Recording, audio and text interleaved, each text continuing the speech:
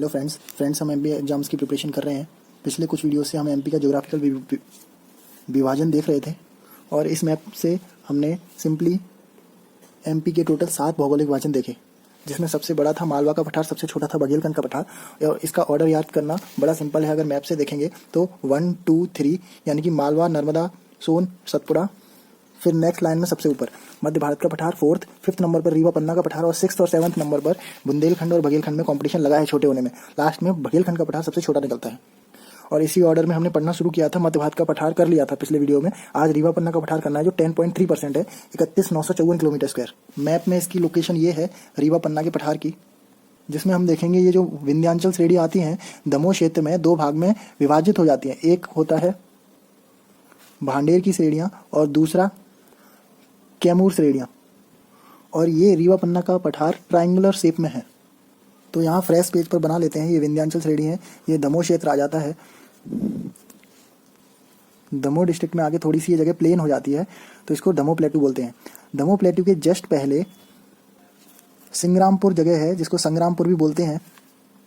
यहाँ विंध्याचल की सबसे ऊंची चोटी है सद्भावना शिखर, और इसी का दूसरा नाम है गुड़िल पीक, जो 752 मीटर ऊंची है।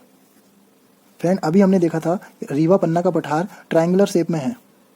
फ्रेंड्स, 2 क्वेश्चन ऐसे हैं जहाँ पे बहुत सारे लोग कंफ्यूज होते हैं, तो ये क्वेश्चन हम यहीं क्लियर करते हैं। इसके बाद हम पढ़ेंगे बुंदेलखंड का पठार, क्योंकि ये सेकंड लास्ट है बड़े में, जिसमें आएगी सिद्ध बाबा की चोटी। ओके, सिद्ध बाबा पीक। तो सारे लोग कंफ्यूज होते हैं सिद्ध बाबा की चोटी रीवा पन्ना प्लेट्यू में है या सद्भावना पीक। तो देखो फ्रेंड्स, ट्रायंगुलर शेप है रीवा पन्ना का प्लेट्यू।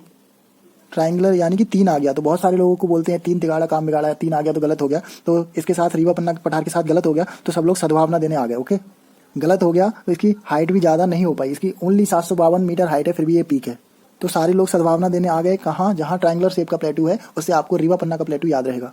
तो फ्रेंड्स, हमने बताया यहाँ पे विंध्याचल श्रेणी है जो 2 भाग में टूट गई, एक यहाँ पे भांडेर और एक कैमूर। तो यहाँ पे ये चट्टानें टूट गई, जिसकी वजह से सबसे ज़्यादा दरार है। तो विंध्याचल शैल समूह से निर्मित विंध्यन स्कारप्लैंड्स बोलते हैं, क्योंकि यहाँ पे बहुत दरार है। इस सद्भावना पीक का नाम कालुम्बे पीक भी है। वैसे कभी पूछा नहीं गया, लेकिन ध्यान रख सकते हैं। फ्रेंड्स, एक पॉइंट और याद रखना पड़ेगा। इसके जस्ट नीचे अमरकंटक पहाड़ियाँ हैं, यहाँ से नर्मदा नदी निकलती है, आपको पता है। तो अगर ये वाली चोटियाँ नहीं होती, मतलब ये भांडेर और कैमूर श्रेणी नहीं होती, तो यहाँ का पानी नर्मदा में आ जाता, गंगा में नहीं जा पाता। तो ये पानी सारा गंगा में जा रहा है, वो किसकी वजह से? इन पहाड़ियों की वजह से। इसलिए इनको ये माना जाता है कि गंगा और नर्मदा के बीच में जल विभाजक का काम कौन करती हैं? ये वाली पहाड़ियाँ। ये पॉइंट हम लिख लेते हैं, जिससे याद रहेगा। इसकी लोकेशन हम एक बार मैन मैप में देख लेते हैं। रीवा पन्ना के पठार के ऊपर बुंदेलखंड का पठार है, इसके वेस्ट साइड में मालवा का पठार है, इसके नीचे नर्मदा सोन वैली है, और इसके ईस्ट में सोन वैली है। अगर ये ऑप्शन में ना हो तो बघेलखंड का पठार लगा सकते हैं। बहुत सारे लोग ये सोन वैली भूल जाते हैं, इसलिए डायरेक्ट बघेलखंड का पठार याद रखते हैं। ऐसा नहीं है, अगर सोन वैली हो ऑप्शन में तो इसको भी कंसीडर करेंगे। इसकी एवरेज हाइट लगभग 450 मीटर है। कोई खास ज़्यादा अंतर है नहीं, क्योंकि हम देख रहे हैं एमपी में लगभग यही हाइट के रेंजेस हैं। और फ्रेंड्स, आपको सॉइल का मैप ध्यान होगा, अगर नहीं है तो एक बार और देख लो। ये एमपी सॉइल मैप है, जिसमें हम ये वाला पठार पढ़ रहे हैं, रीवा पन्ना का पठार। तो इसमें रेड सॉइल है, येलो सॉइल है, इसको बलुई मिट्टी बोलते हैं, और इसका क्लाइमेट कॉन्टिनेंटल टाइप का है, मतलब महाद्वीपीय प्रकार का। फ्रेंड, जब हम एमपी का क्लाइमेट पढ़ेंगे तो बड़ी इजीली आपको याद हो जाएगा, लेकिन फिलहाल आप ये देख लो। जैसे ये एमपी का रफ मैप है, ये एमपी का रफ मैप है। तो यहाँ पे इस क्षेत्र को, इस वाले क्षेत्र को नॉर्दर्न प्लेन बोलते हैं, उत्तरी मैदान। और यहाँ पर जो भी क्षेत्र आता है, इसमें कॉन्टिनेंटल टाइप क्लाइमेट होता है, यानी कि महाद्वीपीय प्रकार का। तो हम देख सकते हैं यहाँ पे ये मध्य भारत का पठार आ गया, ठीक है, बुंदेलखंड का पठार आ गया, और रीवा पन्ना का पठार आ गया। तो इन तीनों जगह पर यही वाला क्लाइमेट होता है, कॉन्टिनेंटल टाइप यानी महाद्वीपीय प्रकार का। और सारा क्लाइमेट हम यही बता देते हैं। जैसे यहाँ पे नर्मदा नदी है, यहाँ से जब बादल आते हैं अरेबियन सी से, तो नर्मदा नदी में फंस जाते हैं। तो नर्मदा नदी में चलते जाते हैं, आगे बढ़ते जाते हैं, तो इसको नर्मदा नदी प्लेट्यू को बोलते हैं मानसूनी प्रकार की जलवायु है और इसके नीचे जस्ट सतपुड़ा है तो यहाँ भी यही बादल चलते हैं, तो सतपुड़ा को मानसूनी बोलते हैं। और इसके जस्ट पीछे जो खुलता है वो बघेलखंड का पठार है, इसको भी मानसूनी क्लाइमेट बोलते हैं। तो 3 मानसूनी क्लाइमेट हो गए, एक नर्मदा सोन वैली क्योंकि इसमें बादल फंस गए, उसके नीचे सतपुड़ा है वो, और बघेलखंड का पठार, और ऊपर के 3 हो गए कॉन्टिनेंटल टाइप। अब बचा सिर्फ और सिर्फ 7वां मालवा का पठार जो है समशीतोष्ण। तो जलवायु में आप कंफ्यूज मत होना। ये जो ऊपर 3 पढ़ रहे हैं, मध्य भारत का पठार, बुंदेलखंड और रीवा पन्ना जो हमने अभी पढ़ा, जो कॉन्टिनेंटल टाइप का है, महाद्वीपीय प्रकार का है, इसमें ठंड में बहुत ठंड पड़ती है और गर्मी में भी बहुत गर्मी पड़ती है। फ्रेंड्स नेक्स्ट है बुंदेलखंड का पठार, ये 6 नंबर पर है जो 7.7% है और इसकी लोकेशन हमने देख ली भिंड के लाहार क्षेत्र से। ये हमने पहले वीडियो में मैप बनाना सीख लिया था। इस तरह से ये वाला जो क्षेत्र हो गया ये बुंदेलखंड का पठार है जो 7.7% है, लेकिन एरिया कम है 23 के। ओके, ये अर्धचंद्राकार शेप का है। इसमें आपको एक कन्फ्यूजन होगी फ्रेंड्स।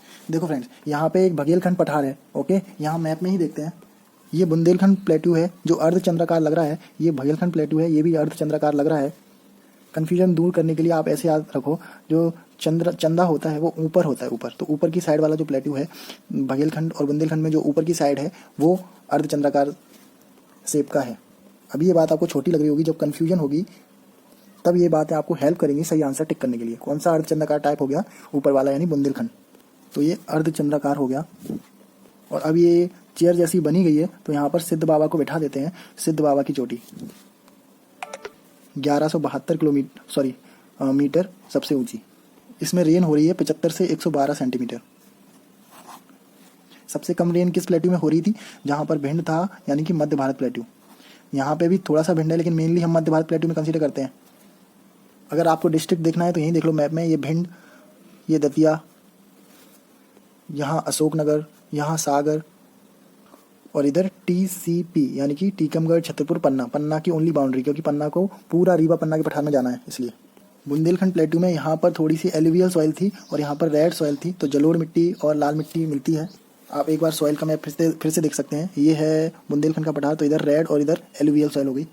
और चट्टान की बात करें तो यहाँ से जो विंध्याचल टूट रही है, भांडे श्रेणी बन रही है, तो यहाँ पर विंध्यन श्रेणी है। फ्रेंड्स लास्ट है बघेलखंड का पठार,